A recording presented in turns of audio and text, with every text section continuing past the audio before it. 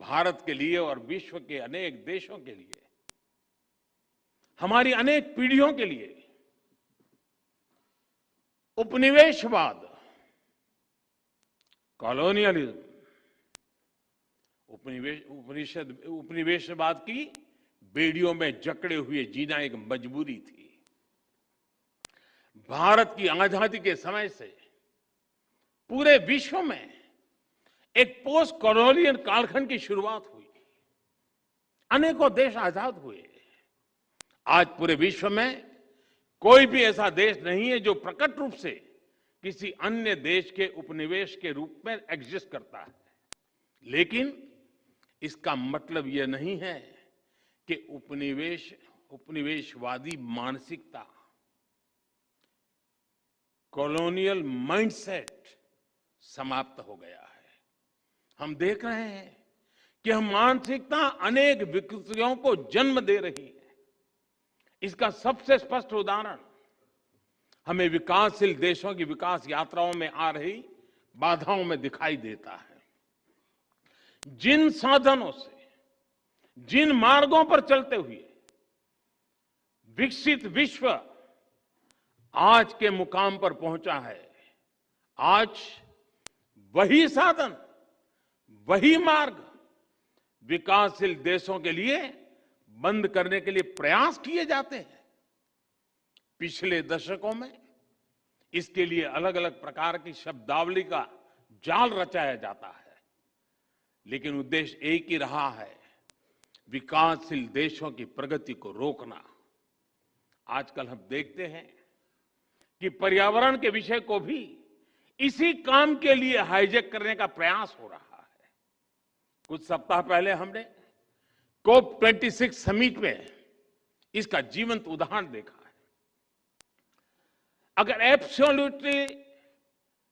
Absolute cumulative emissions की बात करें तो विकसित देशों ने मिलकर 1850 से अब तक, 1815 से अब तक भारत से 15 गुना अधिक उत्सर्जन किया है।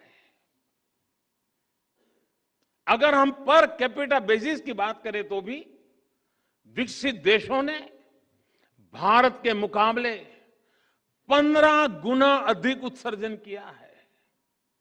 अमेरिका और यूरोपीय संघ ने मिलकर भारत की तुलना में 11 गुना अधिक एब्सोल्यूट क्यूमुलेटिव एमिशन किया है। इसमें भी पर कैपिटा बेसिस को आधार बनाए तो अमेरिका और यूरोपीय संघ ने भारत की तुलना में 20 गुना अधिक उत्सर्जन किया है। फिर भी आज,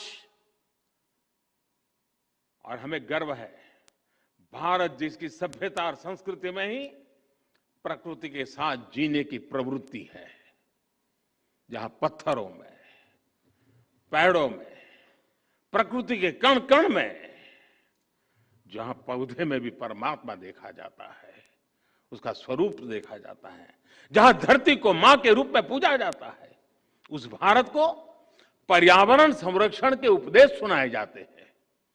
और हमारे लिए ये मूल्य सिर्फ किताबी नहीं है, किताबी बातें नहीं है। आज भारत में लायन, टाइगर, डॉल्फिन आदि की संख्या और अनेक प्रकार की बायोडायवर्सिटी के मानकों में लगातार सुधार हो रहा है। भारत में वन क्षेत्र बढ़ रहा है। भारत में डिग्रेडेड लैंड का सुधार हो रहा है।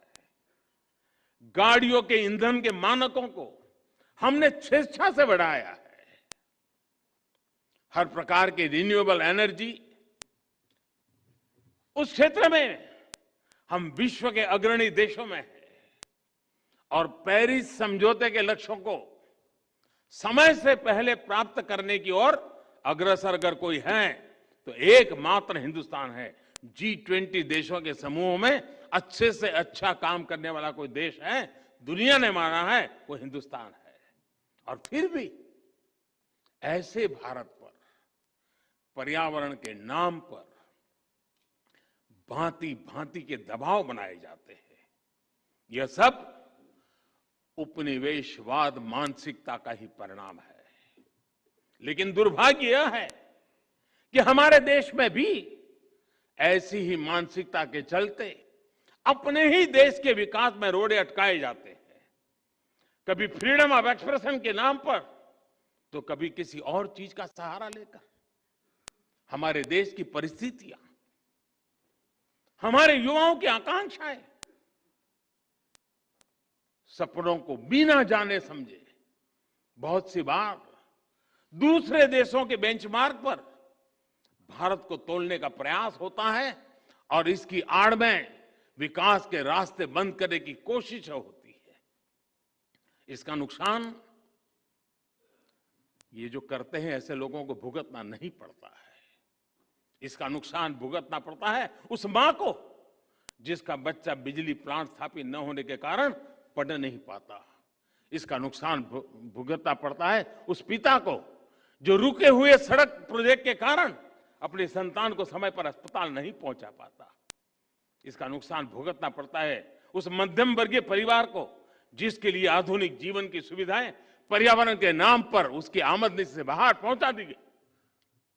इस कॉलोनियल माइंडसेट की वजह से भारत जैसे देश में, विकास के लिए प्रयास कर रहे देश में करोड़ों आशाएं टूटती हैं, आकांक्षाएं दम तोड़ती है।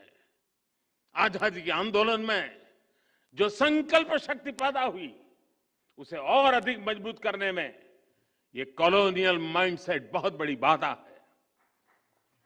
हमें इसे दूर करना ही होगा और इसके लिए हमारी सबसे बड़ी शक्ति, हमारा सबसे बड़ा प्रेरणा स्रोत हमारा संविधान ही है।